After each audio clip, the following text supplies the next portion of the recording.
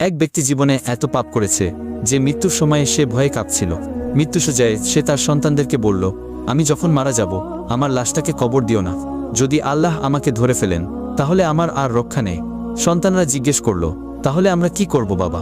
ব্যক্তিটি বলল, আমার দেহটাকে আগুনে পুড়িয়ে ফেলো। সেই ছাইগুলো একত্রিত করে অর্ধেক সাগরে ফেলে দিও, আর বাকি অর্ধেক বাতাসে ছড়িয়ে দিও। মৃত্যুর পর আল্লাহ তাআলা সাগর ও বাতাসকে আদেশ করলেন, তোমরা এই ব্যক্তির ছাই জড়ো করো। সাগর ও বাতাস আল্লাহর আদেশ পালনে সেই ছাইগুলো জড়ো করল। আল্লাহ পাক সেই ব্যক্তিকে জীবিত করে বললেন, তুমি কেন এমন করেছিলে? তখন সেই ব্যক্তি কাঁপা কাঁপা গলায় চোখে অশ্রু নিয়ে বলল, হে আল্লাহ, আমার বুঝে যায় এসেছে আমি তাই করেছি। আপনার ভয়ে আমি এই কাজটা করেছি, আর আপনি খুব ভালো করেই জানেন যে আমি আপনার ভয় করেছি নাকি অন্য কোনো কারণে করেছি। আপনি আমার মনের কথা সবই জানেন।